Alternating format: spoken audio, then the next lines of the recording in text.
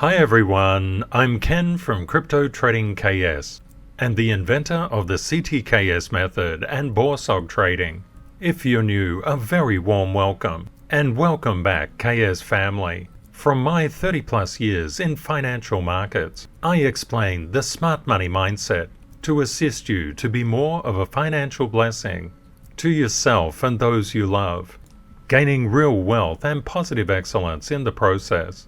If you would like daily updates on price movements in the crypto market, as well as the stock market, 7 days a week, 365 days a year, please subscribe to YouTube. Please consider sharing and liking this video, and also subscribing to the channel.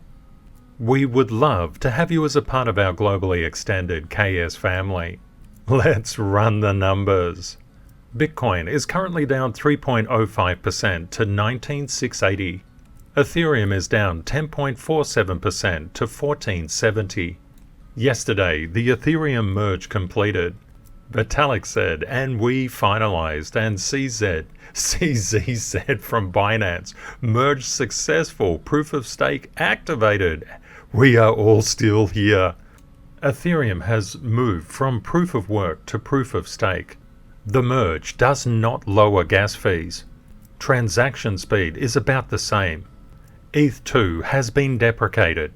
ETH1 is now the execution layer which handles transactions and executions. ETH2 is now the consensus layer which handles proof of stake consensus, and they've been merged into a single chain. The Ethereum network is still relying on layer 2 scaling solutions. A layer 2 is a separate blockchain that extends Ethereum and inherits the security guarantees of the Ethereum network. A lot of the use cases in level 2s are about lower fees and expanded use cases. There are quite a few different layer 2 solutions, and they all seek to do different things. If you'd like to know more, just visit ethereum.org. The merge was successfully completed, and the movement to proof of stake is really good. The entire world is in the middle of a power crisis, and the fact that Ethereum's proof of stake mechanism reduces electricity consumption by orders of magnitude, 98%, is substantial. And from an ESG perspective, corporates will be looking to invest in Ethereum. But what happened to Ethereum? Why did the price go down? This is all about the interconnectedness of markets. As crypto technical analysts, we know that Ethereum cannot escape Bitcoin's gravity. We also know that Bitcoin cannot escape the stock market's gravity. What we have is global inflation running rampant. It's showing up with hotter prints on the CPI and the core CPI, the PPI and the core PPI. What's actually happening throughout the world? Inflation is getting out of control, which means that the central banks need to hike rates. In under a week, we're going to have the next FOMC meeting where there's an 80% probability of a 75 basis point increase in the federal funds rate and a 20% probability of a 100 basis point increase in the federal funds rate. 100 basis points 1 week ago was inconceivable. But we already had it on our radar because we mark up our charts with the CTKS method. We look into the stock market and into economic data looking for signals. It's really important to have your signals there. And we already knew that about 2.5 weeks ago that a 100 basis point increase was likely. It only showed up 2 days ago. This is the power of crypto technical analysis. But of course, we always have to have emotional control and emotional mastery. Just because you know something may be a potential and it may impact the markets in a negative way doesn't mean you can act on it. Mastering emotional control is what we need to do before we buy or sell. We can see that the federal funds rate is currently 2.33%. But the prediction in April of 2023 for the Fed funds rate is actually 4.455%. Ray Dalio says that if the Fed funds rate and global rates all around the world, for example in the ECB as well, if they get out of control, the stock market will take a hit. And we should be very, very aware when the stock market actually takes a hit and the crypto market takes a hit, that is the best time to actually be involved. And that's the exact time people are running for the hills. I play this little cartoon because it's really important to conceptually understand what happens. When price goes up, the retail mindset is euphoric. It's so happy, but when it comes down, they run. They run like hell. And this is always what happens. But notice, price comes up when the dance floor starts to empty out. You can see the invisible hand of price moving up to attract retail back. You want to be there when price is starting to come up. This is the way that we actually do what we do here. And we don't go and use derivatives. We don't go short. Going short can wipe you out more than your account. And we don't get caught into the retail mindset. They're always getting pushed to and from the market. We stay inside the market. We know what we're doing. And this is a critical point of CTA. There will be massive opportunities in both the stock market and the crypto market, no matter what the market conditions are. And you should always bear this in mind. Don't run when you should be on the dance floor. That's when the best songs are playing, on an empty dance floor, and that's how it works in life. In the past trading session, we've seen the major indexes come down and Bitcoin come down. Also the 10-year and 5-year break-even inflation rates. It's all about rational inattention. The central banks have to break the concept of embedded decision-making, where inflation is a foundation. And Masterclass students, you get my live chart in TM4. In the last session, we can see the VIX is still elevated. It's still quite in no man's land, but we did see something important. The major index, the NASDAQ 100, couldn't get above resistance. It's been rejected from that, and it's also below support. So it's under dual levels of resistance. We saw bond prices continue to collapse as bond yields increased. Gold also took a hit and the dollar went up. And we can see oil starting to lose its support level. And for example, and this I believe is probably a key one to keep your eye on, junk bonds have actually lost a level of support. As crypto technical analysts, we know that we're rewarded for our knowledge, for our active learning, and the market never knows us. So what we do is our BORSOG code each and every day. We can see that global markets are still continuing to sell off. A lot of people are turning highly negative, but this is not necessarily the case. Just because the central banks need to be very, very aggressive in increasing rates doesn't necessarily mean that we're going to get a 60% reduction in price. Economic systems move incredibly slowly, and we can see 31.41% of stocks in the S&P 500 were above their 50-day average. There's still a lot of global weakness, and Masterclass students, you get my live chart in LV19 as well as a very deep dive. Each time you come to a traffic light, think about price and your investing and trading strategy.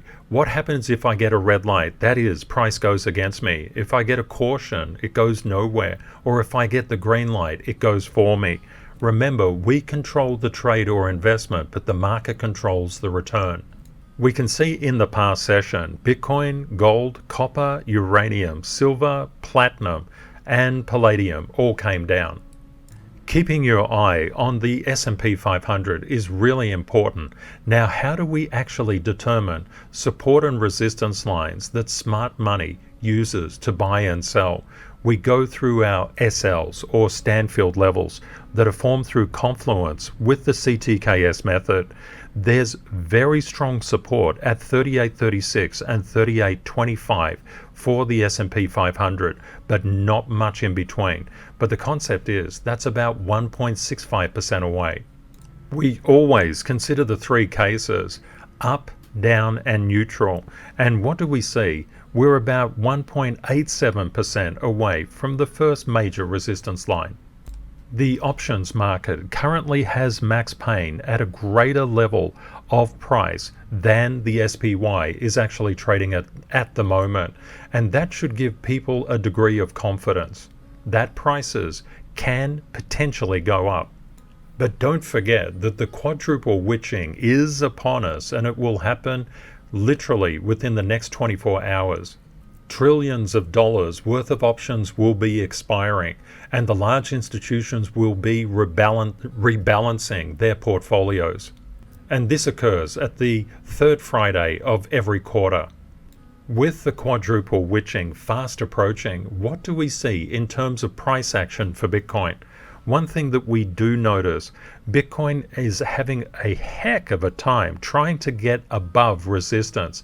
It's come back and tested a lower support level, and that support is around 19,500.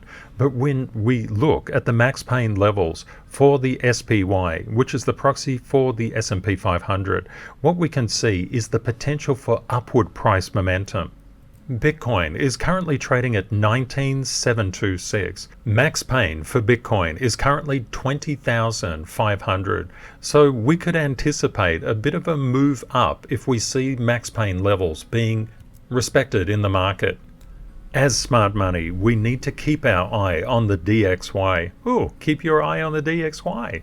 The DXY has been doing its absolute best to get across this 110,045 level. And you can see the inverse correlation with Bitcoin, and Bitcoin is a proxy for the markets.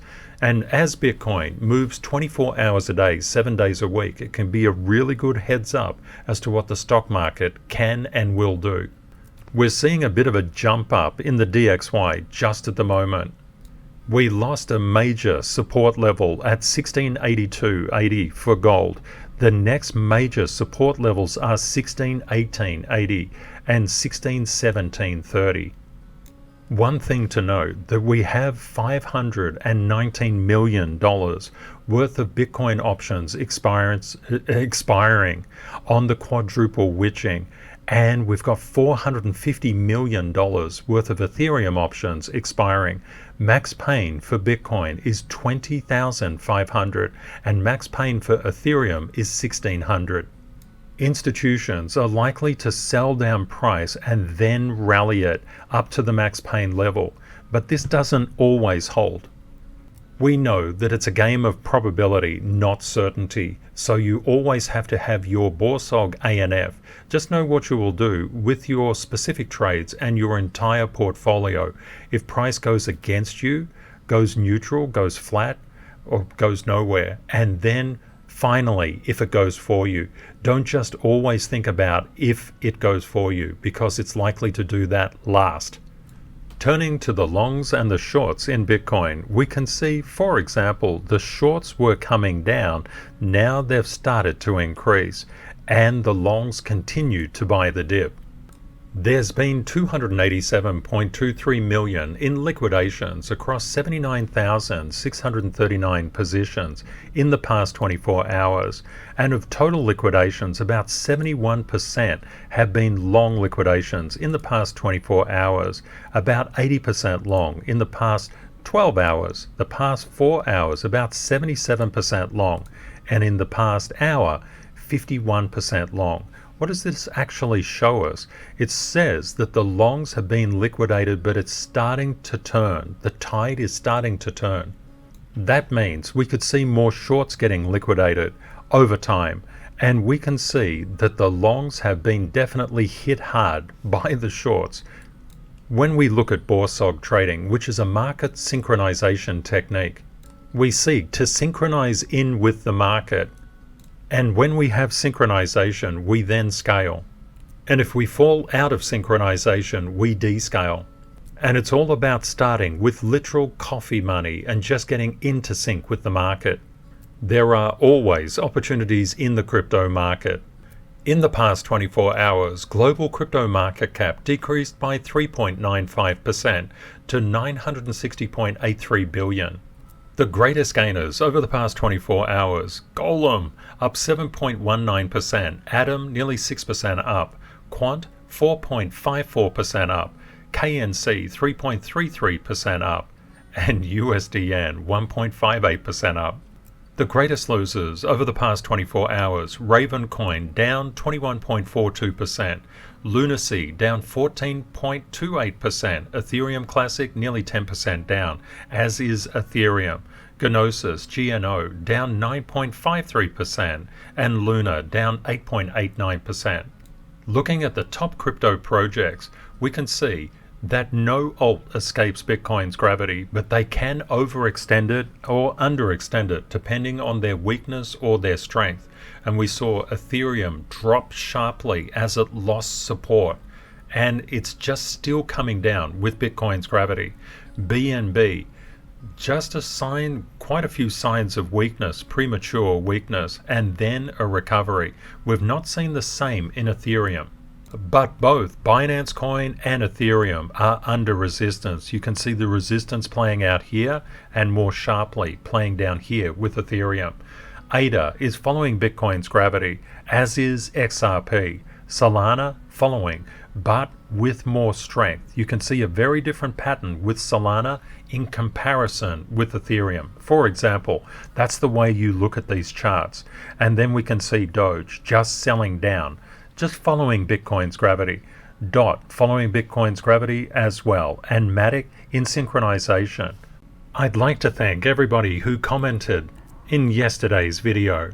Each and every day, by putting down your BORSOG code, you'll get more and more into the synchronization of the market, and that's what the market will reward you on.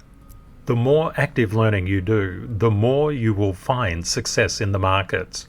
If you have family or friends who could benefit from what we do each and every day, please introduce them to our community by sharing a video. We'd love to see them here. We have one of the best communities on YouTube. Our community takes their learning very seriously, and we always have so many incredible, insightful comments. And if you're new, a very warm welcome, and you might just reach out and say hi in the comments, and you'll see a lot of different BORSOG codes. Jay was saying that Jay anticipated the market code could go down and go against the particular position, 50% probability and 25% in synchronization with the market. The concept of putting your BORSOG code in each and every day is to get better and better and better at predicting market movements. Well done, everyone. I'm so incredibly proud of you all. I thought it would be really good to discuss persistence in the comments. Persistence is the ability to stay with something. As we see the markets turn red, many people will flee for the hills, just like that cartoon shows. But persistence means you stay. And the key is we stay because this is some of the best times to possibly, I'm so excited I can't get the words out. It's literally the best time to be in the market, but it's the time where most people will run from the market. Please let me know your views on persistence. What does it mean to you, and how do you apply it in life and into the markets? If you're in financial markets, you've probably got it in your blood. And the concept is you don't want to run away when there's a very, very important lesson to be learned, because life lessons grow in cost until learned. And the way you avoid future costs is with knowledge. And please let me know, where do you think Bitcoin will head to in the next 24 hours? And we're around 4% away from tomorrow's max pain level. Each and every day, we look at the crypto sectors for BORSOG opportunities, and keeping in mind the CTKS creed, which primes our mind for profitability in the crypto market. Sometimes it's easy to feel that the world is against you, but it's not. The world wants you to succeed. Why is that the case? Because everybody is here for a positive purpose. That positive purpose, brought out through positive excellence, is what will make you sustainably happy and give your life meaning and fulfillment. That's why every day you should show kindness, integrity, and gratitude. And why is that? Because opportunities and life resets daily. Tomorrow is always a new day. Today is a new day. Knowing you are worthy of success and happiness is critically important, but you don't need to rush things. Just go slow to go fast. And when you're in financial markets, just start small with coffee money and buy on red, sell on green. But of course, get the knowledge first. And know that if you're going through any life pullbacks, they're giving you strength for the next life rally. Nothing happens by mistake in this world. Being dedicated and committed, understanding that you either win or learn. And there's absolutely no requirement to get angry or to blame anything or anyone, including yourself. Just learn from the experience. Everything I said came from the CTKS creed. Please remember, crypto is volatile. Always prepare yourself for the best and worst case scenarios. Reality will likely be between them. Stay safe out there, my friends. Take care and see you next time. Bye for now.